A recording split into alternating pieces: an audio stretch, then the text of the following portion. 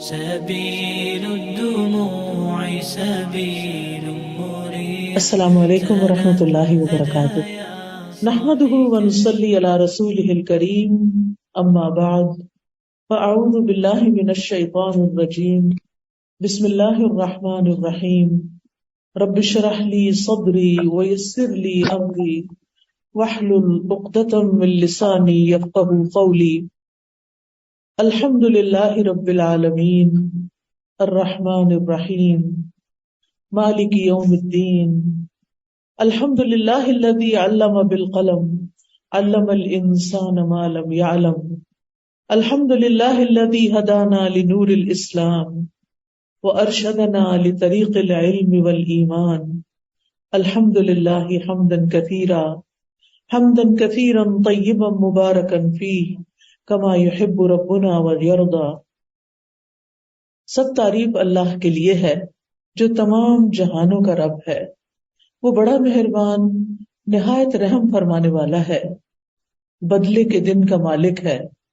سب تعریف اللہ کے لیے ہے جس نے قلم کے ساتھ لکھنا سکھایا اور انسان کو وہ کچھ سکھایا جو وہ جانتا نہ تھا. سب تعریف اللہ کے لیے ہے جس نے ہمیں اسلام کے نور کی طرف ہدایت بخشی اور علم اور ایمان کے رستے کی طرف ہماری رہنمائی فرمائی. سب تعریف اللہ کے لیے ہے، بہت زیادہ تعریف، پاکیزہ اور بابرکت تعریف جسے ہمارا رب پسند کرتا ہے اور جس سے وہ راضی ہو جاتا ہے. ہماری آج کی گفتگو کا موضوع ہے دلوں کی زندگی. اللہ سبحانہ و تعالیٰ نے ہم سب کو پیدا کیا اور بہترین ساخت پر پیدا کیا اور ہمیں اس دنیا سے فائدہ اٹھانے کے لیے اور اپنی عبادت کے لیے ایسا جسم عطا کیا کہ جس میں ہر عضو اپنی اپنی جگہ بہت ہی اہم ہے. لیکن ان سب سے زیادہ اہم چیز ہمارا دل ہے جس کی ہمیں نگہداشت کرنی ہوگی.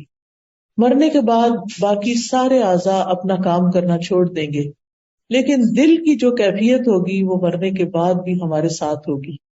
اس لیے بہت ضروری ہے کہ ہم اس زندگی میں اپنے دلوں پر کام کریں. ہم اپنے دل کو مردہ نہ ہونے دیں، بے حس نہ ہونے دیں، سخت نہ ہونے دیں، جہالت کے اندھیروں میں ڈوبا ہوا نہ رہنے دیں، کیونکہ ہمارے جسم میں سب سے زیادہ اہم حصہ ہمارا دل ہے اور اس کی اصلاح پر سارے جسم کی اصلاح ہے. نعمان بن بشیر کہتے ہیں کہ میں نے رسول اللہ صلی اللہ علیہ وسلم کو فرماتے ہوئے سنا، بے شک جسم میں ایک گوشت کا ٹکڑا ہے، جب اس کی اصلاح ہو جاتی ہے تو تمام جسم کی اصلاح ہو جاتی ہے، اور جب وہ خراب ہو جاتا ہے تو تمام جسم خراب ہو جاتا ہے. سنو وہ ٹکڑا دل ہے. فزیکلی بھی اگر ہمارا دل بیمار ہو تو ہم بیمار ہو جاتے ہیں، اور اگر دل ختم ہو جائے، کام کرنا بند کر دے تو انسان کی زندگی ختم ہو جاتی ہے. اسی طرح روحانی طور پر بھی اگر ہمارا دل صحت مند نہیں تو ہماری روح کبھی خوش نہیں ہو سکتی، ہم کبھی خوش نہیں رہ سکتے، ہمارے دلوں میں کبھی اطمینان نہیں ہو سکتا، اور کبھی بھی ہم اپنے رب کی رضا پہ راضی نہیں ہو سکتے. ہمارا دل عقل اور سمجھ کا مقام بھی ہے. عام طور پر یہ سمجھا جاتا ہے کہ ہماری عقل صرف دماغ میں ہے، حالانکہ اب لیٹسٹ ریسرچز سے یہ بات ثابت ہو گئی ہے کہ انسان کے دل کے اندر بھی ایک حصہ ہے جو سمجھ بوجھ کا کام کرتا ہے. جہاں عقل کام کرتی وہ دل کا دماغ ہے. اس لیے قرآن مجید میں بہت ساری جگہوں پر دل کے سمجھنے اور جاننے کی بات کی گئی ہے. مثلاً اللہ سبحانہ وتعالیٰ فرماتے ہیں، سورۃ الحج کی آیت ہے، افلم یسیروا فی الارض، کیا پھر یہ زمین میں چلے پھرے نہیں، فتکون لہم قلوب یعقلون بها او آذان یسمعون بها فانها لا تعمی الابصار ولکن تعمی القلوب التی فی الصدور. پھر کیا یہ لوگ زمین میں چلے پھرے نہیں کہ ان کے لیے ایسے دل ہوں جن کے ساتھ وہ سمجھیں، یعنی جن کے ساتھ قلوب یعقلون بها، ان کے دل ایسے نہیں کہ جن دلوں کی عقل کام کرتی ہو کہ یہ اللہ تعالیٰ کی کائنات کو دیکھ کر کچھ بات کو سمجھے، یا کان ہو جن کے ساتھ وہ سنے. بس بے شک قصہ یہ ہے کہ آنکھیں اندھی نہیں ہوتی لیکن وہ دل اندھے ہوتے ہیں جو سینوں میں ہیں. 2 آنکھیں اللہ نے ہمیں باہر دے رکھی ہیں اور 2 ہمارے دل کی آنکھیں ہیں. 2 کان ہمیں اللہ نے باہر منہ پہ دے رکھے ہیں اور 2 کان ہمارے دل کے اندر ہیں. یعنی کچھ چیزیں ہوتی ہیں جو ہم صرف ظاہری نگاہ سے دیکھتے ہیں، لیکن کچھ چیزیں ہوتی ہیں ان کو ہم گہرائی میں دیکھ کے ان چیزوں سے پھر کچھ سبق اخذ کرتے ہیں، کوئی نتیجہ نکالتے ہیں، کسی انجام کو پہنچتے ہیں. تو وہ دل ہی کی آنکھیں اور دل ہی کے کان کام کرتے ہیں اور دل ہی کا دماغ کام کرتا ہے. اس لیے بہت ضروری ہے کہ ہم اپنے دلوں پر کام کریں اور دلوں کو زندہ رکھیں، کیونکہ دل زندہ ہے تو ہم زندہ ہیں. دل مردہ ہو جائے تو انسان زندہ لاش بن کے رہ جاتا ہے. قرآن مجید میں آتا ہے سورۃ قاف میں، ان فی ذلک لذکری لمن کان لہ قلب او القی السمع وہو شہید. بلا شبہ اس میں اس شخص کے لیے یقیناً نصیحت ہے جس کا کوئی دل ہو یا وہ کان لگائے اس حال میں کہ وہ دل سے حاضر ہو. یعنی قرآن مجید کی سمجھ بوجھ بھی اس وقت تک نہیں آتی انسان کو جب تک انسان دل حاضر نہیں کرتا، اس میں دل نہیں لگاتا. مثال کے طور پر اگر آپ یہاں پر موجود ہیں، فزیکلی موجود ہیں، لیکن اگر آپ کا دل یہاں نہیں لگ رہا یا آپ دل سے بات نہیں سن رہے تو زیادہ فائدہ نہیں ہوگا، کیونکہ آواز صرف آپ کے کانوں سے ٹکرا کے گزر جائے گی اور آپ کے دل کے اندر نہیں اترے گی. اس لیے بہت ضروری ہے کہ ہم جب قرآن سنیں، اللہ سبحانہ و تعالیٰ کی باتیں سنیں تو ہمارا دل جاگ رہا ہو. حضرت علی رضی اللہ عنہ کہا کرتے تھے کہ عقل دل میں ہوتی ہے. پھر یہ دیکھیے کہ ایمان کا مقام بھی دل ہے. یعنی جب تک انسان دل سے ایمان نہیں لاتا، چاہے زبان سے کہتا رہے میں مومن ہوں، چاہے اوپر اوپر سے وہ اچھے اعمال بھی کرتا رہے، لیکن جب تک اس کے دل کے اندر یقین نہیں تو وہ مومن نہیں ہو سکتا. اسی لیے منافقین جو نمازیں بھی پڑھتے تھے، زبان سے بھی کہتے تھے کہ ہم ایمان لائے. سورۃ البقرہ میں آتا ہے وَمِنَ النَّاسِ مَن يَقُولُ آمَنَّا بِاللَّهِ وَبِالْيَوْمِ الْآخِرِ وَمَا هُمْ بِمُؤْمِنِينَ، کہ لوگوں میں سے کچھ ایسے ہیں جو کہتے ہیں ہم اللہ پہ ایمان لائے اور آخرت پر ایمان لائے، حالانکہ وہ مومن نہیں ہے. کیوں؟ اس لیے کہ ان کی زبان کہہ رہی ہے، ان کے ایکشن میں کچھ چیزیں ہیں لیکن ان کے دل میں نہیں ہے. اس سے دل کی اہمیت کو سمجھیے کہ جب تک ایمان دل میں راسخ نہیں ہوتا، دل کے اندر نہیں اترتا، تو انسان زبان سے کچھ بھی کہتا رہے اس کا فائدہ نہیں، صرف زبان ہی کی بات رہ جائے گی. اسی طرح سورۃ الحجرات میں اللہ تعالیٰ فرماتے ہیں قالت الاعراب آمنا قل لم تؤمنوا ولكن قولوا اسلمنا ولما يدخل الايمان في قلوبكم. بدویوں نے کہا، دیہاتیوں نے کہا جو اس زمانے میں تھے نبی صلی اللہ علیہ وسلم کے آس پاس، کہ ہم ایمان لے آئے. زبان سے کہہ دیا ہم مسلمان ہیں.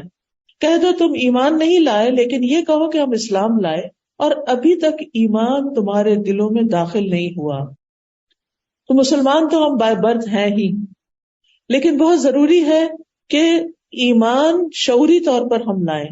واقعی ہم اللہ کو مانتے ہیں، واقعی ہم آخرت کو مانتے ہیں، واقعی ہم رسول کو مانتے ہیں، واقعی ہم قرآن کو مانتے ہیں. اس سے ہماری زندگی کے اندر ایک تبدیلی پیدا ہوگی، کیونکہ جب ایمان اور یقین دل میں آ جاتا ہے تو پھر انسان کا عمل بدلتا ہے. آج بہت سی مائیں اپنے بچوں کے لیے پریشان ہوتی ہیں کہ وہ پبلک سکولز میں جاتے ہیں اور وہاں پر جانے سے وہ بہت کچھ ایسی چیزیں سیکھ رہے ہیں جو ہمارے دین، اخلاق، کلچر کے موافق نہیں. تو ہم کیا کریں؟ ہمیں اپنے بچوں کے بارے میں بہت خوف ہے. میں مانتی ہوں کہ آپ کو اپنے بچوں کی فکر ہے، لیکن اس کا علاج کیا ہے؟ صرف فکر کرنا نہیں، کوئی عملی حل کرنا بھی. وہ حل یہی ہے کہ ہم اپنے بچوں کے اندر ایمان تازہ کریں، ان کا ایمان مضبوط کریں، ان کے ایمان کو جگائیں. کیونکہ جب ایمان کسی دل میں راسخ ہو جاتا ہے تو پھر وہ ہر چیز کا مقابلہ کر لیتا ہے. یہ بالکل ایسے ہی ہے جیسے ایک درخت ہوتا ہے نا، جس کی جڑیں مضبوط ہوتی ہیں، زمین کے اندر تک گہرائی میں اتری ہوئی ہوتی ہیں، اس کے اوپر جتنے بھی جھکڑ چلے، طوفان چلے، آندیاں آئیں، بارشیں آئیں، دھوپ ہو، گرمی ہو، سردی ہو، وہ اپنی جگہ سے ٹس سے مس نہیں ہوتا، وہ وہیں کھڑا رہتا ہے، وہ جم کے رہتا ہے، ماحول کا اثر اس پر نہیں ہوتا. لیکن جس درخت کی جڑیں کمزور ہوتی ہیں اس کے لیے تو پھر ایک جھونکا بھی کافی ہو جاتا ہے گرنے کے لیے. وہ تو سوکھ جاتا ہے. تو اگر ہمارے بچوں کا ایمان مضبوط ہوگا، دل میں راسخ ہوگا، دل کی تصویر دیکھیں تو اس میں بھی شریانیں وینز ہوتی ہیں، تو کتنا جال پھیلا ہوا ہے نا، جیسے درختوں کا جال پھیلا ہوتا ہے. تو بالکل یہ ہمارا دل جو ہے ہماری زندگی میں ایسے ہی کام کر رہا ہے جیسے ایک درخت کی زندگی میں جڑیں کام کرتی. ایمان کی جڑیں دل کے اندر ہوتی، اور اگر دل کے اندر جڑیں نہیں اتری ہوئی تو ہمارا اسلام کمزور ہے. کسی بھی چیز سے متاثر ہو کے اپنے دین کو بیچ سکتے ہیں، اپنے دین کے خلاف جا سکتے ہیں. پھر آپ دیکھیے کہ اللہ سبحانہ تعالیٰ نے قرآن پاک کو نبی صلی اللہ علیہ وسلم کے دل پر اتارا. وَإِنَّهُ لَتَنزِيلُ رَبِّ الْعَالَمِينَ نَزَلَ بِهِ الرُّوحُ الْأَمِينُ، اور بے شک یہ یقیناً رب العالمین کا نازل کیا ہوا ہے، جسے روح الامین یعنی جبریل علیہ السلام آپ کے دل پر لے کے نازل ہوئے ہیں. اور ایمان کی درستگی بھی دل پر منحصر ہے. رسول اللہ صلی اللہ علیہ وسلم نے فرمایا کسی آدمی کا ایمان درست نہیں ہوتا یہاں تک کہ اس کا دل درست نہ ہو جائے، اور اس کا دل درست نہیں ہوتا یہاں تک کہ اس کی زبان درست نہ ہو جائے. تو اس لیے بہت ضروری ہے کہ ہم اپنی زبان کی بھی حفاظت کریں، کیونکہ انسان جب جھوٹ بول دیتا ہے تو اس کا سیاہ نقطہ دل پہ ہی لگتا ہے نا جا کے. کوئی گناہ کرتا ہے انسان تو اس کا دل ہی مردہ ہوتا ہے، دل ہی کے اوپر اثر ہوتا ہے، دل پہ ہی خوف آتا ہے، دل پہ ہی پریشانی آتی ہے، دل ہی بے چین اور بے قرار ہو جاتا ہے. تو اس لیے بہت ضروری ہے کہ ہم اپنی زبان سے نکلے ہوئے الفاظ کو بھی واچ کریں تاکہ ہمارے دل پہ اثر نہ پڑے. پھر آپ دیکھیے کہ منافقت بھی دل میں ہی ہوتی ہے، اور اسی طرح کفر بھی دل میں ہوتا ہے، شرک بھی دل میں ہوتا ہے، محبت بھی دل میں ہوتی ہے، نفرت بھی دل میں ہوتی ہے. یہ سارے ایموشنز جو ہیں ان کا مقام دل ہی ہوتا ہے. اس لیے ہمیں اپنے دلوں کو صاف کرتے رہنا ہے، دلوں کو زندہ کرتے رہنا ہے. اللہ سبحانہ و تعالیٰ دل کی بنا پر ہی بندوں کو چنتا ہے. عبداللہ بن مسعود فرماتے ہیں کہ اللہ تعالیٰ نے اپنے بندوں کے دلوں پہ نظر فرمائی تو قلب محمد صلی اللہ علیہ وسلم کو بندوں کے دلوں میں سب سے بہتر پایا، اس لیے اللہ نے ان کو اپنے لیے منتخب فرما لیا اور انہیں پیغمبری کا شرف عطا کر کے مبعوث فرمایا. پھر قلب محمد صلی اللہ علیہ وسلم کے بعد اپنے بندوں کے دلوں پر نظر ڈالی تو آپ کے صحابہ کے دل کو سب سے بہترین پایا، چنانچہ اللہ نے انہیں اپنے نبی کا وزیر بنا دیا. اور اسی طرح عام بندوں کے بھی دلوں کو اللہ تعالیٰ دیکھتا ہے، جیسے حدیث میں آتا ہے ان اللہ لا ينظر الى اجسادکم ولا الى صورکم ولکن ينظر الى قلوبکم واشار باصابعہ الى صدرہ، کہ اللہ تمہارے جسموں کو نہیں دیکھتا نہ تمہاری صورتوں کو. اور ایک اور روایت میں آتا ہے اللہ تعالیٰ نہ تمہارے مال دیکھتا ہے اور نہ تمہاری شکل و صورت دیکھتا ہے، لیکن وہ تمہارے دلوں کی طرف دیکھتا ہے. اور آپ نے اپنی انگلیوں سے اپنے سینے کی طرف اشارہ فرمایا، یعنی سینہ مراد لے کے دل اس کے اندر. بعض اوقات کل بول کے جز مراد لیا جاتا ہے عربی زبان میں. تو آپ دیکھیے کہ ہم کن دو چیزوں کو زیادہ اہمیت دیتے ہیں، اپنی شکل و صورت کو اور اپنے مال کو. ہمارا بہت سا وقت اسی چیز کے پیچھے گزرتا ہے کہ ہم مال کیسے کمائیں، کتنا ہونا چاہیے، جمع تفریق کرتے رہتے ہیں. یا پھر ہمیں دوسری فکر ہوتی ہے کہ میری ایج تو نہیں ہو رہی، میرا چہرہ تو نہیں لٹک رہا، میری خوبصورتی تو نہیں ختم ہو رہی، میں اسکن کے لیے کیا کروں، میں اپنے بالوں کے لیے کیا کروں. یعنی ہم اپنی شکل و صورت، اپنی فٹنس اور اپنی لکس جو ہیں اس کے بارے میں زیادہ فکر مند ہوتے ہیں. ہماری شکل کیسی بھی ہوگی. بلال حبشی جو تھے وہ اللہ تعالیٰ کے سب سے زیادہ محبوب تھے، حالانکہ ان کا رنگ دیکھیں، ان کی شکل دیکھیں، ان کا نہ کوئی کنبہ، نہ قبیلہ، نہ مال، نہ دولت، نہ کوئی گھر، نہ بار. سبحان اللہ. لیکن اللہ کو کتنے محبوب تھے کہ نبی صلی اللہ علیہ وسلم نے جب مکہ فتح کیا تو ان کو کعبہ کی چھت پہ کھڑا کر کے ان سے اذان دلوائی. یہ وہی بلال ہیں، ان کے مقام کو نہ سمجھتے ہوئے مکہ کی گلیوں میں ان کو گھسیٹا جا رہا تھا. آج اللہ نے ان کو اتنی عزت اور شان بخشی کہ اپنے گھر پہ کھڑے ہونے کا مقام عطا کیا.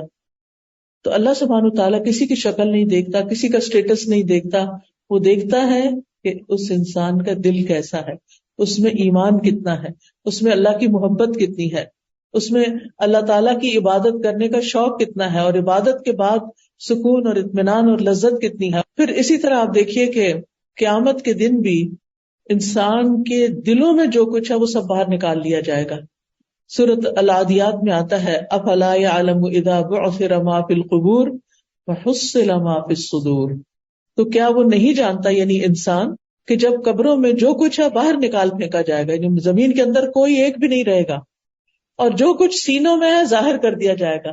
ہمارے ایک تو وہ اعمال ہے نا جو ہم اپنی زبان سے اپنے ہاتھ پاؤں سے کرتے رہتے ہیں، جو کام کاج وہ لکھے جا رہے ہیں، اور اس کے علاوہ ہمارے جو اعمال دل کے اعمال ہیں اور دل کی سوچیں ہیں، دل کے خیالات ہیں، وہ سب بھی جمع ہو رہے ہیں، اور قیامت کے دن نکال کر وہ سب کے سامنے آ جائیں گے کہ اس بندے کی سوچ ایسی تھی، اس کے دل میں اتنی محبت تھی اللہ کی، اس کے دل میں مال کی اتنی محبت تھی، اس کے دل میں بچوں کی اتنی محبت تھی، اور یہ ساری محبتیں اتنی اس کے دل کو آکوپائی کی ہوئی تھی کہ اللہ کی محبت کے لیے جگہ ہی نہیں تھی.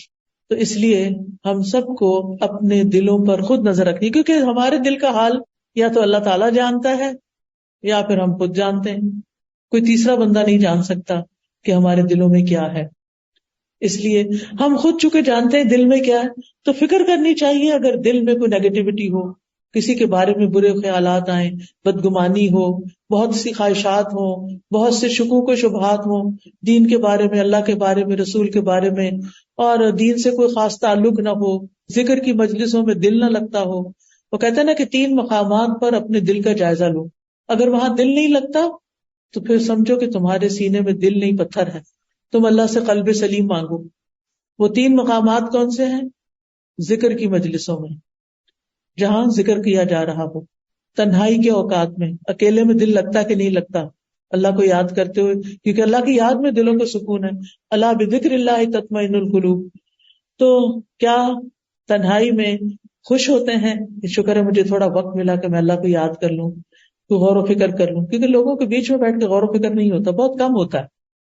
لیکن تنہائی میں انسان بہت گہرائی کی سوچ لیتا ہے. اور تیسرا ہے قرآن پڑھتے وقت دل لگتا ہے کہ نہیں لگتا. ایسا تو نہیں کہ بس دل چاہتا ہے بس جلدی سے ختم کر دیں، برقے تو نہیں گنتے رہتے. اگر شروع میں ایسا ہو بھی تو چھوڑے نہیں، لگے رہیں لگے رہیں لگے رہیں. آپ دیکھیں گے کہ آپ کو مزہ آنے لگ جائے گا اسی چیز میں. یعنی کوئی بھی چیز جو شروع میں مشکل لگتا ہے. آپ کا کیا خیال ہے جب آپ نے پہلی دفعہ مرچیں کھائی ہوں گی زندگی میں، کبھی تو کھائی تھی نہیں، کبھی تو پہلا دن تھا نا. یا بچوں کا یاد کیجئے کہ جب ان کو پہلے دن روٹی کا سالن کے ساتھ لقمہ دیتے ہیں تو کیسے وہ منہ سے باہر نکال دیتے ہیں، کس طرح وہ تڑپ اٹھتے ہیں کہ ہم نے کیا کھا لیا. پانی پہ پانی پیتے ہیں. مجھے اچھی طرح یاد ہے کہ جب مجھے ایکسپوجر ہوا تھا مرچوں کا تو میں اتنا کھانا نہیں کھاتی جتنا پانی پیتی تھی، کیونکہ وہ مرچیں لگ رہی ہوتی تھی. تو اسی طرح یہ ہے کہ ہمیں اپنے دل کے اندر جو چیزیں خراب ہیں اس کو ہم نے نکال دینا ہے. جو لوگ اپنے گھر میں جنگ کٹھا کر کے رکھتے ہیں ان کے رہنے کی جگہ بھی تھوڑی ہو جاتی، اور جو لوگ جنگ نکالتے رہتے ہیں وہ صاف ستھرے گھر میں رہتے ہیں. ایسے ہی دلوں کے اندر بھی جنگ بھر جاتا ہے، اس کو بھی نکالنا بہت ضروری ہوتا ہے. اور پھر ان کاموں کو کرنا ضروری ہوتا ہے جو اللہ کی رضا کے ہوں. ابلیس جو ہے وہ بنی آدم کے دلوں پر ہی اٹیک کرتا ہے، دلوں پر حملہ کرتا ہے. ابن قیم کہتے ہیں جب اللہ کے دشمن ابلیس کو یہ علم ہوا کہ دل پر ہی ہر چیز کا دار و مدار ہے اور اسی پر ہر چیز کا سہارا ہے، تو اس نے وسوسوں کے ساتھ اس پر فوجوں کی چڑھائی شروع کر دی. اس کی طرف مختلف خواہشات کو لے کر آیا، اس کے لیے صراط مستقیم سے روکنے والی باتیں اور اعمال مزین کر دیے، خوبصورت بنا دیے. اسے گمراہی کے ایسے اسباب کے ساتھ مدد دی جو اسے توفیق کے اسباب سے کاٹ کر رکھ دیتے ہیں. اس کے لیے اس نے ایسی پھانسیاں اور جال نصب کیے، اگر وہ ان میں گرفتار ہونے سے بچ بھی جائے تو ان سے پیدا ہونے والی رکاوٹ اور کجی سے نہیں بچ سکتا. یہ امام ابن قیم کا قول ہے جو میں نے آپ کے سامنے پڑھا ہے. اس کا مطلب یہ ہے کہ جب ابلیس کو یہ پتا چلا کہ ہر چیز کا دار و مدار نیت پر ہے، ہر چیز کا دار و مدار دل کی حالت پر ہے، تو اس نے انسانوں کے دلوں پر ہی اٹیک کیا. اس لیے دل کے اندر ہی پھر بہت وسوسے آتے ہیں، اور پھر انہی وسوسوں کی وجہ سے انسان کچھ کر نہیں سکتا. پھر یاد رکھیے دل ہی نیکی اور برائی کو پہچاننے کا آلہ ہے. نبی صلی اللہ علیہ وسلم کے پاس وابسہ آئے، کہنے لگے کہ جب میں آپ کے پاس آیا تو آپ نے فرمایا تم نیکی کے بارے میں پوچھنے آئے ہو؟ میں نے کہا جی ہاں. آپ نے فرمایا اپنے دل سے پوچھو. نیکی وہ ہے جس سے تمہارا دل مطمئن ہو، یعنی جو کام کر کے تمہیں کھٹک نہ لگے، بے چینی نہ لگے، بلکہ دل خوش ہو جائے، دل مطمئن ہو جائے. اور گناہ وہ ہے جو تمہارے دل میں کھٹکے اور تمہارا سینہ اس کے بارے میں متردد ہو جائے. نیکی وہ ہے جس سے تمہارا نفس مطمئن ہو اور جس سے تمہارا دل مطمئن ہو. اور گناہ وہ ہے جو تمہارے دل میں کھٹکے اور تمہارا سینہ اس کے بارے میں متردد ہو، یعنی ڈاؤٹ فل ہو، کنفیوزڈ ہو.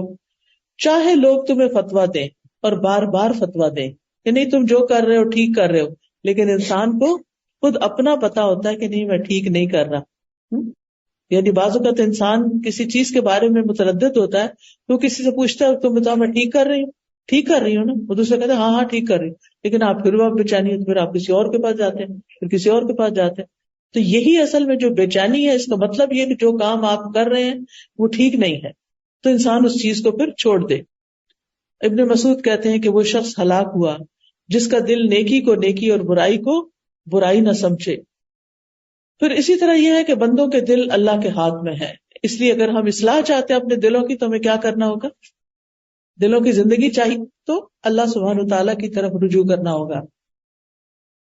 پھر دل کے بارے میں یہ بھی یاد رکھیے کہ دل کو عربی زبان میں قلب بھی کہتے ہیں، فؤاد بھی کہتے ہیں اور صدر بھی کہتے ہیں. 3 لفظ استعمال ہوئے دل کے لیے قرآن میں.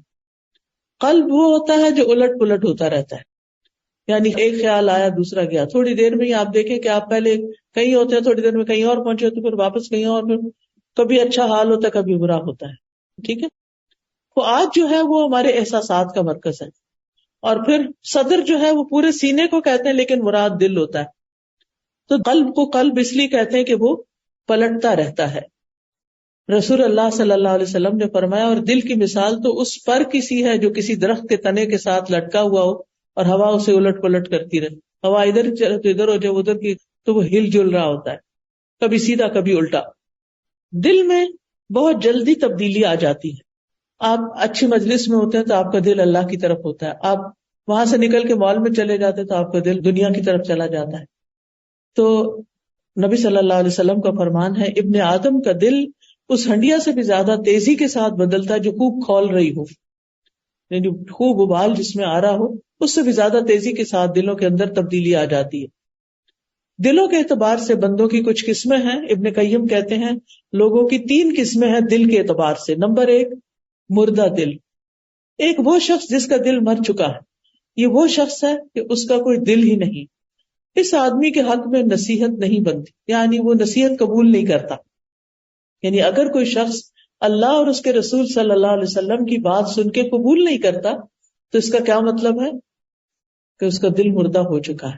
آپ کہتے ہیں نا بعض اوقات کہ بچے بات ہی نہیں سنتے، ایسے لگتا ہے کہ ہم کسی دیوار سے باتیں کر رہے ہیں. ہم ان کو نصیحت کرتے ہیں، ہم ان کو بار بار یاد دلاتے ہیں نماز کا وقت ہے اور وہ توجہ ہی نہیں کرتے.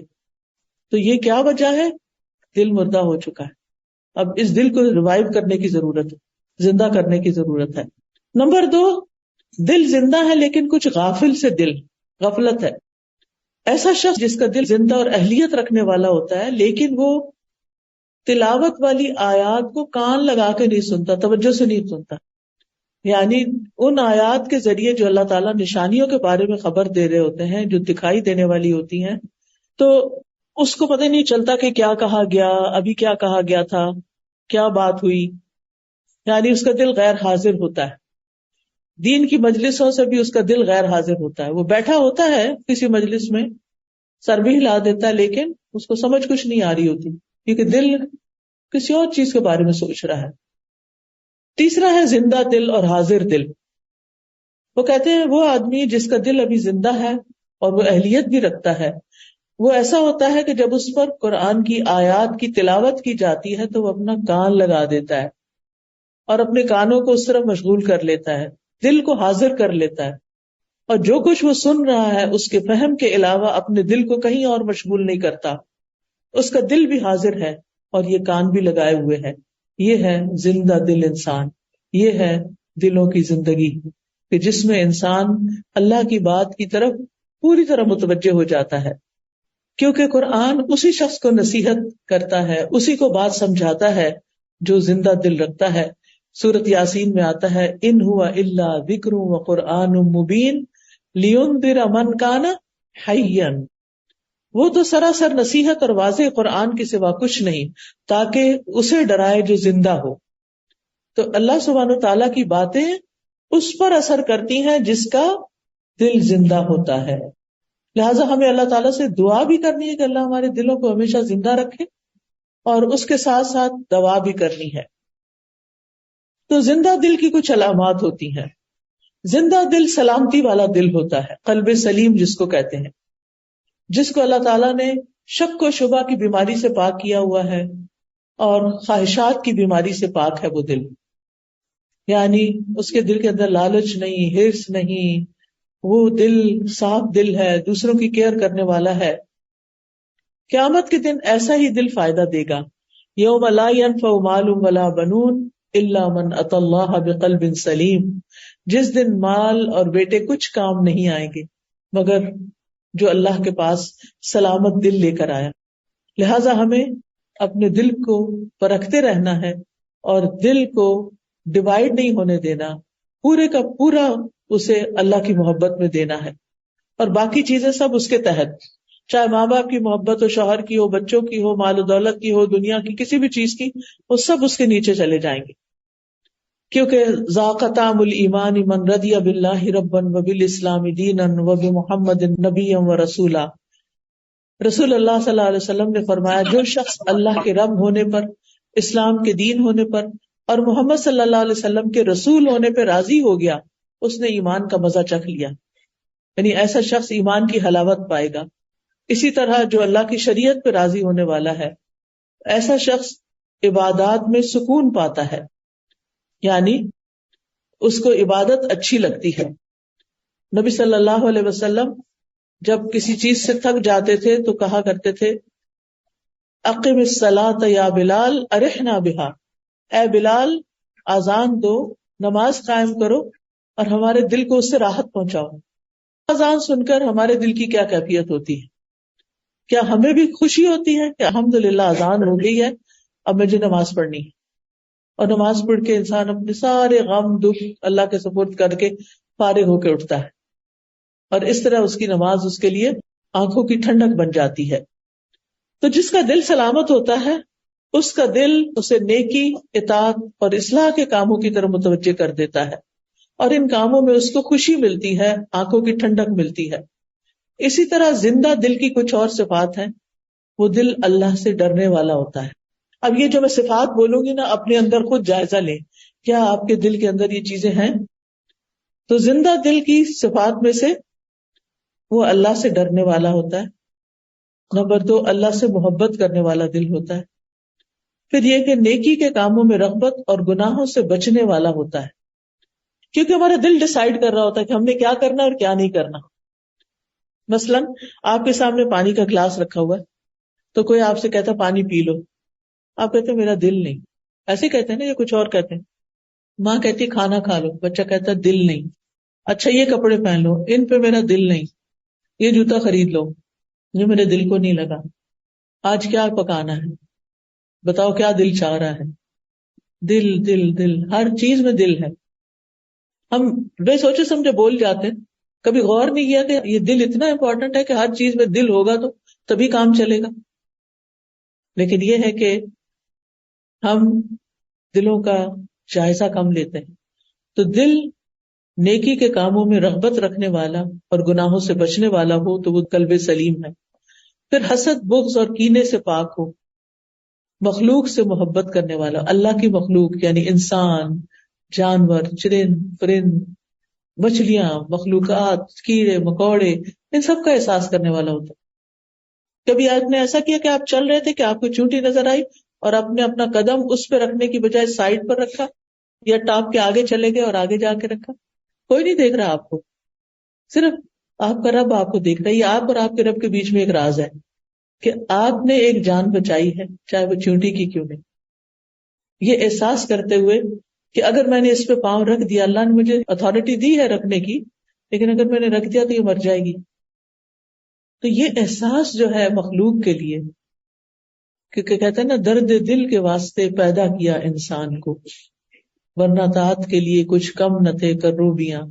کروبی کہتے ہیں فرشتوں کو، خاص طور پہ جو حاملین عرش ہیں، جو ہر وقت اللہ کی تسبیح بیان کرتے رہتے ہیں، اللہ کی عبادت کے لیے، اللہ کی تسبیح کے لیے. تو یہ ساری مخلوق بھی تھی. لیکن ہمارا کام کیا ہے کہ ہم اپنے دل میں انسانوں کی محبت، مخلوقات کی محبت رکھیں، کوئی مسلم ہو، غیر مسلم ہو، کوئی بھی ہو، اس کے لیے ہمارے دل کے اندر احساسات ہوں، جذبات ہوں. کیا جذبات ہوں کہ اس کو کوئی تکلیف نہ پہنچے، میرے ہاتھوں اسے تکلیف نہ پہنچے، آخرت میں اس کو تکلیف نہ پہنچے. سب سے زیادہ جو کسی کے لیے کوئی درد رکھ سکتا ہے دل میں تو وہ اس کی آخرت کا ہو سکتا ہے.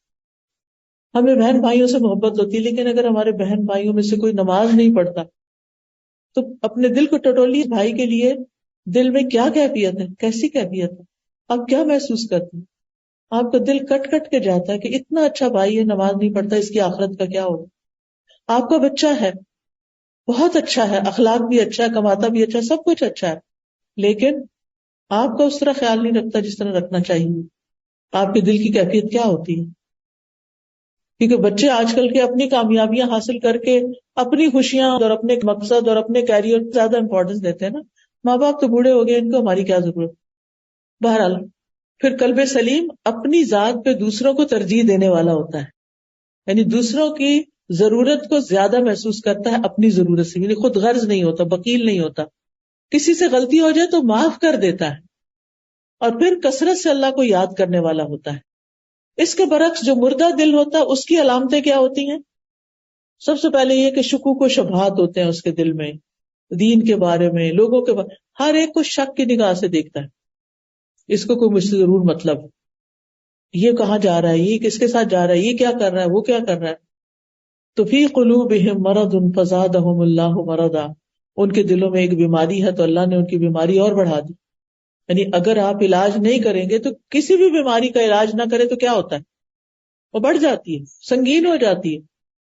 مثلا آپ کو اللہ نہ کرے اپنے جسم پہ کوئی گلٹی محسوس ہو رہی، اور آپ کہتے ہیں سو واٹ، کچھ نہیں ہوتا، گلٹی ہے نا، اور وہ بڑا ہونا شروع ہو جاتی. پھر آپ کہتے ہیں کچھ نہیں ہوتا، بڑی ہوگی چھوٹی بھی ہو جائے گی. نہیں، یہ جھوٹی تسلیاں ہیں. آپ کو کیا کرنا ہوگا، کیا کریں گے، کہاں جائیں گے؟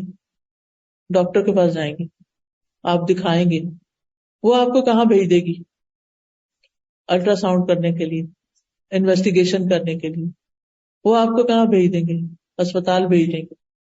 اسپتال والے کیا کریں گے؟ اس کا علاج کریں گے، آپ کا پیچھا بھی کرتے رہیں گے کہ کہاں تک پہنچے آپ. تو آپ دیکھیے کہ جب ہمارا دل بیمار ہو جاتا ہے، دل کام کرنا چھوڑ دیتا ہے، بے حسی طاری ہو جاتی ہے، کیا ہمیں کسی ڈاکٹر کی ضرورت نہیں، کسی ایسی مجلس کی ضرورت نہیں ہوتی کہ جہاں دلوں کی دھلائی صفائی کا کام ہوتا ہو. گاڑی گندی ہو جاتی ہے تو ہم اس کو واش کرانے لے جاتے ہیں، دل میلا ہو جائے تو اس کی پرواہ نہیں کرتے، حالانکہ دل ہمارے جسم میں سب سے قیمتی چیز ہے، سب سے بہترین چیز ہے. تو بیمار دلوں میں دین کے بارے میں شکوک و شبہات ہوتے ہیں، کنفیوژنز ہوتی ہیں، الجھے ہوئے ہوتے ہیں مسائل. ایسا دل خیر کے کاموں میں سستی کرتا ہے، نیکی کا کام نہیں جلدی کرتا. آپ سوچئے کہ کہیں آپ کے اندر تو یہ چیزیں نہیں کہ نماز کا وقت ہو گیا اور آپ کہتے اچھا پڑھ لیتی ہوں، اچھا اچھا اچھا. نہیں، وقت ہو گیا تو پھر باقی کام بعد میں ہو جائے گا، پہلے نماز پڑھ لیتے ہیں. اسی طرح بیمار دل فرائض سے پیچھے رہنے والا ہوتا ہے. نبی صلی اللہ علیہ وسلم نے ممبر کی سیڑھیوں پر فرمایا، لوگ جمعہ کی نماز چھوڑنے سے باز آ جائیں، ورنہ اللہ ان کے دلوں میں مہر لگا دے گا، پھر وہ غافلوں میں سے ہو جائیں گے. یعنی اس کا یہ مطلب نہیں کہ دیگر نمازیں نہیں پڑھنی، سبھی پڑھنی ہے، لیکن خاص طور پر جمعے کا اہتمام. مردہ دل کی کچھ اور علامتیں بھی ہوتی ہیں، جیسے اللہ کی یاد سے غافل ہوتا ہے. بعض کا ذکر کر بھی رہے سبحان اللہ سبحان اللہ سبحان اللہ، لیکن وہ دل میں کچھ بھی نہیں ہوتا. یعنی سبحان اللہ کا مطلب کیا کہ اللہ پاک ہے، ہر عیب سے پاک ہے، ہر نقص سے پاک ہے. اگر ہم اس بات کو یقین سے کہہ دیں نا کہ اللہ پاک ہے ہر عیب اور نقص سے، تو پھر کیا ہوگا؟ ہمیں بہت سارے اللہ کے فیصلوں میں کوئی اعتراض ہی نہیں ہوگا کہ اللہ تعالیٰ کا تو کوئی فیصلہ غلط ہوتا ہی نہیں. تو اس لیے اگر اس نے میری زندگی سے کسی کو نکال لیا اور کسی کو ڈال دیا یا کچھ دے دیا یا کچھ لے لیا تو وہ سب اللہ کے اذن سے ہی ہو رہا ہے. پھر مردہ دل کی صفات میں اللہ کی محبت سے خالی ہوتا ہے، اللہ کی معرفت نہیں رکھتا، اللہ کے احکامات کو ضائع کر دیتا ہے، اللہ سے بدگمان رہتا ہے، حسد، بغض اور کینہ پانے والا ہوتا ہے. اب دلوں کی زندگی پھر کس میں ہے؟ اگر کسی کا دل مردہ ہے تو پھر کرے کیا؟ سب سے پہلے یہ ہے کہ اللہ تعالیٰ کی طرف رجوع کرے، اللہ سے دعائیں کرے. وَمَن يُؤْمِن بِاللَّهِ يَهْدِ قَلْبَهُ، جو اللہ پر ایمان لائے، اعتماد کرے، اللہ اس کے دل کو ہدایت دے دیتا ہے، چاہے مردہ ہو چکا، چاہے غافل ہو چکا۔ سب سے پہلا کرنے کا کام یہ ہے کہ ہم اللہ سبحانہ تعالیٰ کی طرف رغبت کریں، خوشی میں بھی غم میں بھی، صبح بھی اور شام بھی، بکرتم و عشیہ، اور وہ سارے کام کریں کہ جس سے اللہ کی معرفت حاصل ہوتی ہو، اللہ کی پہچان ہو ہمیں۔ دلوں کی سلامتی کے اسباب میں سے وہ چیزیں بھی ہیں جنہیں ابن قیم نے ایک کتاب ہے دوائی شافی، الدواء والدواء عربی میں اس کا نام ہے، اس میں انہوں نے ذکر کی ہیں۔ وہ کہتے ہیں کہ 5 چیزوں سے سلامتی حاصل کرے انسان۔ نمبر 1 شرک سے جو توحید کے خلاف ہے، نمبر 2 بدعت سے جو سنت کے خلاف ہے، نمبر 3 شہوت سے جو اللہ کے حکم کے خلاف ہے، نمبر 4 غفلت سے جو ذکر کے مخالف ہے، نمبر 5 خواہش نفس سے جو دلوں کو علائشوں سے خالی کرنے والا اور اللہ کے لیے خالص کرنے والا ہے۔ تو خواہشات سے بچنا ہے جو غلط ہو، غفلتوں سے بچنا ہے، بدعات سے بچنا ہے جو سنت کے خلاف ہو، شرک سے بچنا ہے جو توحید کے خلاف ہو، اور اس کے علاوہ جو بھی خیر کے کام ہو اس کی طرف راغب ہونا۔ جہاں تک فرائض کا تعلق ہے تو نبی صلی اللہ علیہ وسلم نے فرمایا، میرا بندہ جن جن عبادتوں کے ذریعے سے میرا قرب حاصل کرتا ہے ان میں سے کوئی عبادت مجھے اتنی پسند نہیں جتنی وہ عبادت پسند ہے جو میں نے اس پر فرض کی ہے۔ فرض نماز، فرض روزہ، فرض حج، فرض زکوٰۃ، یہ ساری چیزیں جو ہم پہ فرض ہو، ان کی ادائیگی سے انسان اللہ تعالیٰ کے قریب ہوتا جاتا ہے، اللہ کا قرب نصیب ہونے لگتا ہے۔ پھر فرمایا، میرا بندہ نوافل کے ذریعے مجھ سے اتنا قریب ہو جاتا ہے کہ میں اس سے محبت کرنے لگتا ہوں، اور جب میں اس سے محبت کرنے لگ جاتا ہوں تو میں اس کا کان بن جاتا ہوں جس سے وہ سنتا ہے، اس کی آنکھ بن جاتا ہوں جس سے وہ دیکھتا ہے، اس کا ہاتھ بن جاتا ہوں جس سے وہ پکڑتا ہے، اس کا پاؤں بن جاتا ہوں جن سے وہ چلتا ہے۔ اگر وہ مجھ سے مانگے تو میں اسے دیتا ہوں، اور اگر وہ مجھ سے پناہ طلب کرے تو میں اس کو پناہ دیتا ہوں۔ میں کسی چیز میں اتنا تردد نہیں کرتا جس کو میں کرنے والا ہوتا ہوں جو مجھے مومن کی جان نکالتے وقت ہوتا ہے۔ وہ موت کو تکلیف کی وجہ سے پسند نہیں کرتا اور مجھے بھی اسے تکلیف دینا اچھا نہیں لگتا۔ تو اس میں آپ دیکھیے کہ بندہ فرض ادا کرنے کے بعد جب نفل ادا کرتا ہے تو اللہ سبحانہ تعالیٰ اس کی قدم قدم پر مدد فرماتے ہیں، اس کو اپنے چنے ہوئے بندوں میں شامل کر لیتے ہیں۔ پھر ہے حرام چیزوں سے بچنا، حرام تصویریں دیکھنا، جو ننگی تصویریں ہوتی ہیں، ننگی عورتیں یا ننگے مرد دیکھنا، اور پھر اسی طرح حرام کاموں میں جیسے شارٹ لباس پہن کے مردوں میں نکل جانا، پھر اسی طرح یہ ہے کہ حرام کاموں میں سود، پھر دوسروں کا حق مارنا، غصب، چوری، ڈاکہ، یہ ساری چیزیں آ جاتی ہیں۔ نبی صلی اللہ علیہ وسلم نے فرمایا کہ گناہ دلوں پر غلبہ پانے والے ہیں، اس لیے ہر طرح کے گناہ سے بچنا چاہیے۔ پھر اس کے بعد اگلا ٹپ یا اگلا طریقہ ہے دل کو زندہ رکھنے کا، تلاوت قرآن۔ یا ایھا الناس قد جاءتکم موعظۃ من ربکم وشفاء لما فی الصدور وہدی ورحمۃ للمؤمنین۔ اے لوگو، بے شک تمہارے پاس تمہارے رب کی طرف سے عظیم نصیحت اور اس کے لیے سراسر شفا جو سینوں میں ہے، یعنی دل، اور ایمان لانے والوں کے لیے سراسر ہدایت اور رحمت کے طور پر آئی ہے۔ یعنی یہ کتاب رب کی طرف سے آئی ہے، عظیم نصیحت لے کر آئی ہے، اور اس کے لیے شفا ہے جو سینوں کے اندر ہے۔ یعنی دل اچھا ہوتا ہے تو دل کی بیماریاں غائب ہو جاتی ہیں۔ تو ابن قیم کہتے ہیں کہ دلوں اور جسموں کی بیماریوں میں سے کوئی بیماری ایسی نہیں جس کا علاج اور اس کے سبب کی طرف رہنمائی کا ذریعہ قرآن میں موجود نہ ہو۔ وہ کہتے ہیں ہر بیماری کا علاج قرآن میں ہے۔ یعنی آپ قرآن پڑھ کے بھی سنائیں، جیسے سورۃ یاسین اور سورۃ الرحمن لوگ پڑھتے ہیں بیماروں پر، لیکن وہ پڑھتے پڑھتے اور چیزیں نہ بھول جائیں۔ سارا قرآن شفا کا باعث ہے، شفاء و رحمت۔ لوگوں، تمہارے پاس تمہارے رب کی طرف سے شفا اور عظیم نصیحت آ چکی ہے۔ وَمَوْعِظَةٌ مِّن رَبِّكُمْ وَشِفَاءٌ لِّمَا فِي الصُّدُورِ۔ تو قرآن جو ہے وہ سینوں کے اندر جتنی بھی چیزیں ہیں ان سب کو شفا دینے والا ہے۔ تو ہمیں کیا کرنا ہے؟ قرآن کی تلاوت کثرت سے، اور تلاوت کا مطلب صرف الفاظ پڑھنا نہیں ہوتا، اس کا معنی بھی جان کے، تب وہ شفا بنتا ہے۔ شفا گمراہی سے بھی، شفا بیماری سے بھی، اور لا علمی اور جہالت سے بھی قرآن شفا ہے۔ پھر آپ دیکھیے کہ دل کیسے زندہ ہوتا ہے، توبہ استغفار کر کے، اللہ سے گناہوں کی معافی مانگ کے۔ جب گناہوں کا بوجھ ہٹ جائے گا تو دل بھی کھل جائے گا، کیونکہ اللہ تعالیٰ فرماتے ہیں اے لوگوں جو ایمان لائے ہو اللہ کی طرف توبہ کرو، خالص توبہ، قریب ہے کہ تمہارا رب تم سے تمہاری برائیاں دور کر دے اور انہیں ایسے باغوں میں داخل کرے جن کے نیچے نہریں بہتی ہیں۔ پھر اسی طرح آپ دیکھیے کہ روزانہ کم از کم 100 بار ضرور استغفار کیا کریں، اگر زیادہ نہیں تو استغفر اللہ استغفر اللہ۔ پھر کثرت سے اللہ کا ذکر کیا کریں۔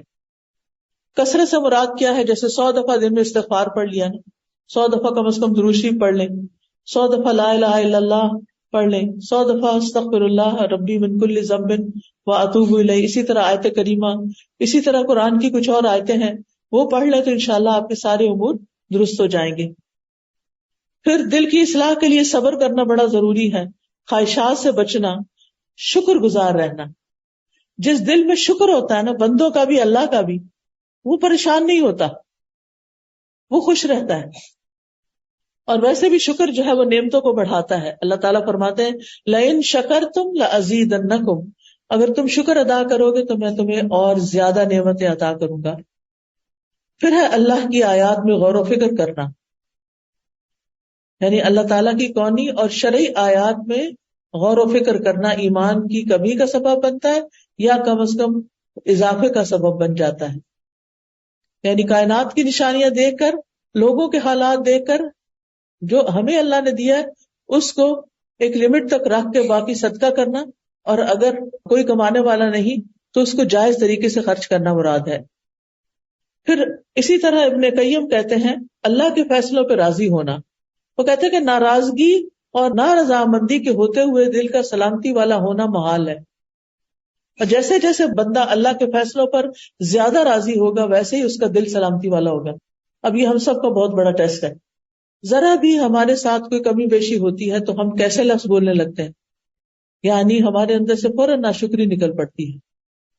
پھر آپ دیکھیے کہ دلوں کی اصلاح کے لیے زبان کی اصلاح ضروری ہے، اور 5 اصلاحی کام کرنا، غور و فکر کر کے قرآن کی تلاوت کرنا، پیٹ کو خالی رکھنا، رات کا قیام کرنا، سحری کے وقت اللہ کے آگے گڑ گڑانا، نیک لوگوں کی مجلسوں کو اختیار کرنا، حلال کھانا۔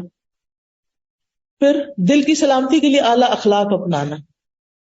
وہ کیوں؟ اس لیے کہ ہم اگر اپنے دشمن سے بھی اچھا کریں گے تو وہ بھی ایک دن دوست بن جائے گا۔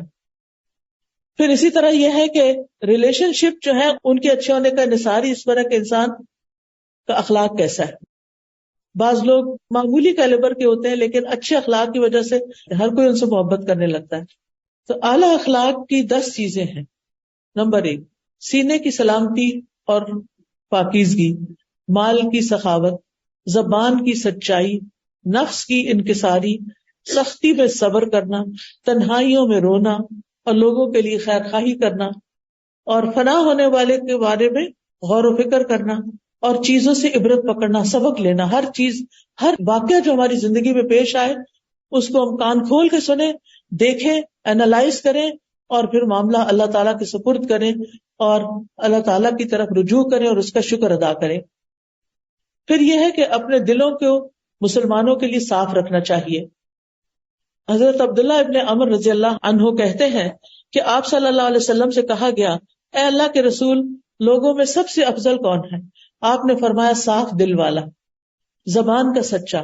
لوگوں نے کہا زبان کے سچے کو تو ہم پہچانتے ہیں لیکن صاف دل کون ہے؟ آپ نے فرمایا پرہیزگار، پاک صاف، جس کے دل میں نہ کوئی گناہ ہو، نہ بغاوت، نہ خیانت، نہ حسد۔ آپ دیکھیے کہ نبی صلی اللہ علیہ وسلم نے کتنے خوبصورت الفاظ میں چند لفظوں میں پورا جو ہے مطلب وہ واضح کر دیا ہے۔ پھر سینے میں حسد اور کینہ پالنا نہیں۔ ہو گیا اگر کوئی حسد ہو گیا، کوئی نفرت ہو گئی، جلدی نکال کے اس سے جا کے سلام کر لیں، آپ سلام میں پہل کر لیں، اور آپ دیکھیں گے کہ کس طرح آپ کے پہل کرنے سے بعض لوگ بہت جلدی مان جاتے ہیں۔ اکا دکا ہوتے ہیں جو بالکل نہیں چھوڑتے، وہ کہتے ہیں نہیں تو معاف ہی نہیں کرنا۔ معاف نہ کرنے کا مطلب کیا؟ اس کا مطلب یہ ہے کہ تم پھر اللہ کے پاس جا کے سزا بھگتو۔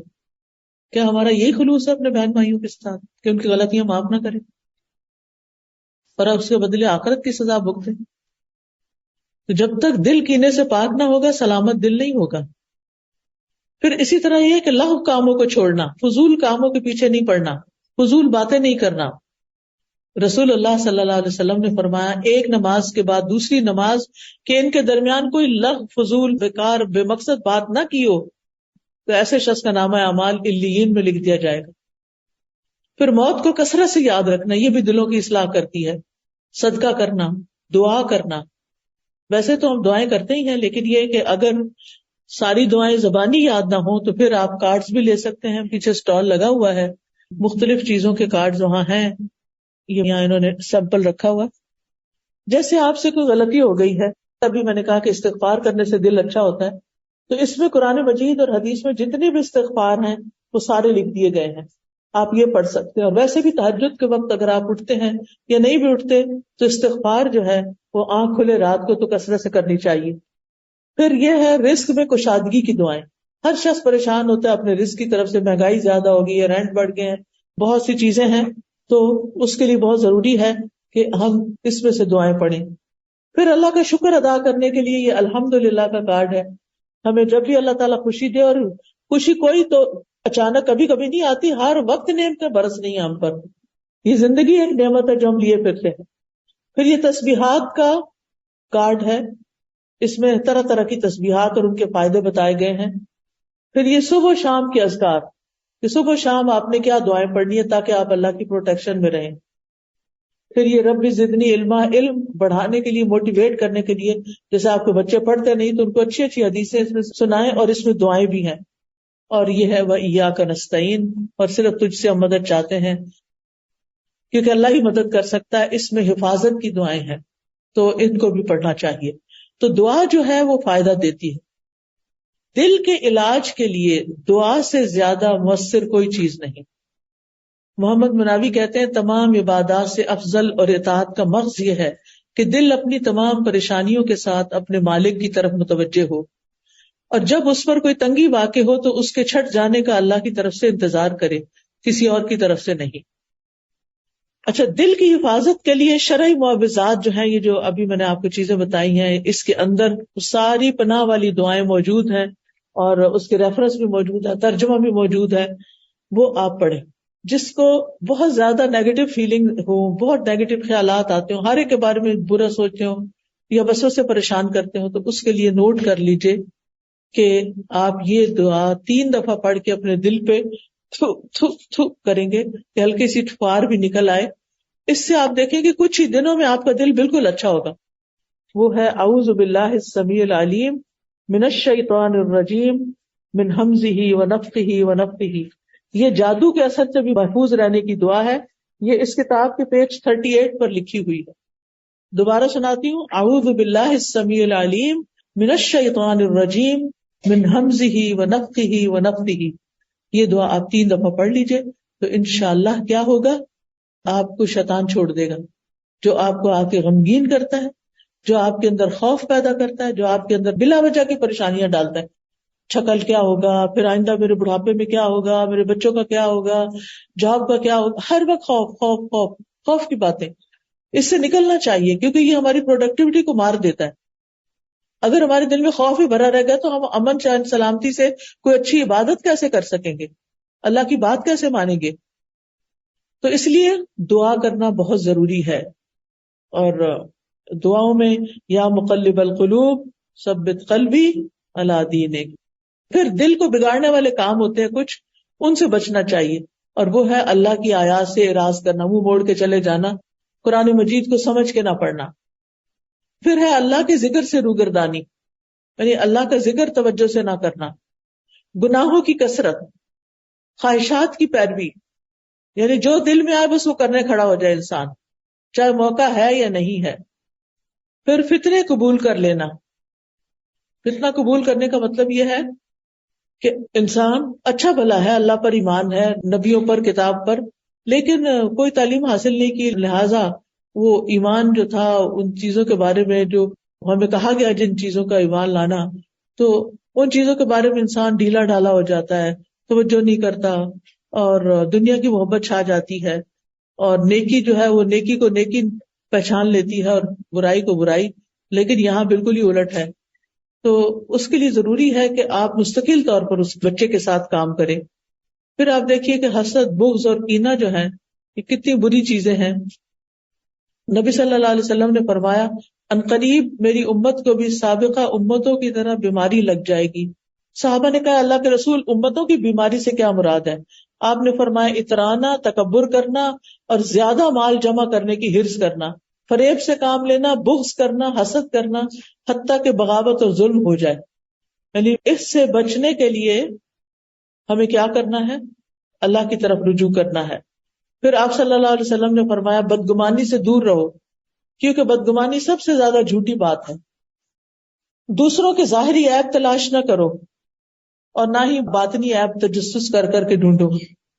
مال و دولت میں ایک دوسرے کا مقابلہ نہ کرو، ایک دوسرے سے حسد نہ رکھو، آپس میں بغض نہ رکھو، ایک دوسرے سے منہ نہ پھیرو، اور اللہ کے بندو ایسے بن کے رہو جو بھائی بھائی ہوتے ہیں. پھر اسی طرح رسول اللہ صلی اللہ علیہ وسلم نے فرمایا مومن بھولا بھالا اور فراخ دل ہوتا ہے، اور فاجر یعنی گناہگار چلاک اور دل میں بغض رکھنے والا ہوتا ہے. پھر بدگمانیوں سے بچنا ہے، قطع تعلقی سے بچنا ہے، رشتوں کو جوڑنا ہے، بخیلی اور کنجوسی سے بچنا ہے. دو باتوں سے اور زیادہ احتیاط کرنا ہے، کثرت کلام اور کثرت طعام. کم پینا اور کم کھانا. زندگی آسانی میں آ جاتی، بڑے آرام میں آ جاتی. کچھ دن مشکل ہوتا ہے لیکن پھر انسان بہت ایکٹیو ہو جاتا ہے. پھر دلوں کو بگاڑنے والے 5 کام کون سے ہیں؟ لوگوں سے ہر وقت گھلا ملا رہنا، خواہش پرستی، اللہ کے علاوہ کسی اور سے دلی تعلق رکھنا، زیادہ کھانا، زیادہ سونا. یہ 5 چیزیں دلوں کو خراب کرنے والی ہیں. اسی طرح بری دوستیاں اور برا ماحول، یہ بھی انسان کے لیے بہت نقصان دہ ہے. تو آخر میں ہم دیکھتے ہیں کہ اللہ تعالیٰ نے اس سلسلے میں ہمیں کیا دعائیں سکھائی ہیں، کیونکہ ان دعاؤں کو سیکھ کر ہی ہم دل کی سلامتی پا سکتے ہیں، اور دل کی سلامتی ہوگی تو ہماری دنیا بھی اچھی گزرے گی اور قیامت کے دن بھی سکون ہوگا، اور جنت میں جا کر بھی پھر بے شمار خوشیاں ہوگی. ربنا لا تزغ قلوبنا ربنا لا تزغ قلوبنا بعد اذ هديتنا وهب لنا من لدنك رحمة انك انت الوهاب. اللهم لا تجعل في قلوبنا غلا للذين آمنوا ربنا انك رؤوف رحیم. پھر دل میں نور پیدا کرنے کی دعا کریں، اللہم اجعل فی قلبی نورا، اللہ ہمارے دلوں میں نور پیدا کر دے. اللہم اہد قلبی وسدد لسانی واسلل سخیمۃ قلبی، اے اللہ میرے دل کو ہدایت دے، میری زبان کو درست کر دے اور میرے دل کے کینے کو دور کر دے. پھر اسی طرح دل کی برائی سے بھی پناہ لینی چاہیے اللہ کی. اللہم انی اعوذ بک من شر سمعی ومن شر بصری ومن شر لسانی ومن شر قلبی ومن شر منی. پھر دل کی طہارت کی دعا، اللہم اغسل قلبی بماء الثلج والبرد ونقی قلبی من الخطایا کما ینقی الثوب الابیض من الدنس. ایسے دل سے پناہ مانگے جو اللہ سے نہ ڈرتا ہو، اور اللہ سے ہمیشہ سلامت دل کی دعا کرتے رہیں. یا اللہ پاک جو کچھ ہم نے پڑھا ہے تو اپنی رحمت سے قبول فرما، اگر کوئی غلطی ہو گئی ہو تو ہمیں معاف فرما دے. یا رب العالمین، یا ارحم الراحمین، یا ذا الجلال والاکرام. ہم سب تیری خاطر یہاں جمع ہوئے ہیں، تیرا کلام سننے کے لیے، تیری باتیں پڑھنے کے لیے. یا اللہ تو ان سب کو قبول فرما لے. اللہ آنے والی بہنوں کا آنا قبول فرما لے. اللہ جنہوں نے اس کام کے لیے محنت کی ہے، اتنی مشقت کی ہے، اللہ تعالیٰ ان سب سے قبول فرما. اللہ ہمارے بچوں کو ہدایت دے، اللہ انہیں سیدھے راستے پر چلا. اللہ ہمیں اپنے بہن بھائیوں کو صحیح رخ پہ ڈالنے کی توفیق عطا فرما. اللہم انی اسألک الثبات فی الامر والعزیمۃ علی الرشد واسألک موجبات رحمتک وعزائم مغفرتک واسألک شکر نعمتک وحسن عبادتک. اللہم انی اسألک قلبا سلیما ولسانا صادقا اسألک من خیر ما تعلم واعوذ بک من شر ما تعلم واستغفرک لما تعلم انک انت علام الغیوب. یا حی یا قیوم برحمتک استغیث اصلح لنا شأننا کلہ ولا تکلنا الی انفسنا طرفۃ عین لا الہ الا انت. یا رب العالمین ان سب بہنوں کے گھروں میں خوشیاں پیدا کر دے، ان کے رکے ہوئے اٹکے ہوئے کام آسان کر دے. تمام بیماروں کو صحت عطا فرما، تمام دکھی لوگوں کے دکھ دور فرما. اللہ تو ہم سب پر اپنی رحمتیں اور برکتیں نچھاور کر اور ہمیں ظاہری اور باطنی حسن عطا فرما. ربنا تقبل منا انک انت السمیع العلیم وتب علینا انک انت التواب الرحیم. وصلی اللہ تعالی علی خیر خلقہ محمد وعلی آلہ واصحابہ اجمعین برحمتک یا ارحم الراحمین. اوکے، جزاکم اللہ خیرا. السلام علیکم ورحمۃ اللہ وبرکاتہ. سبيل الدموع سبيل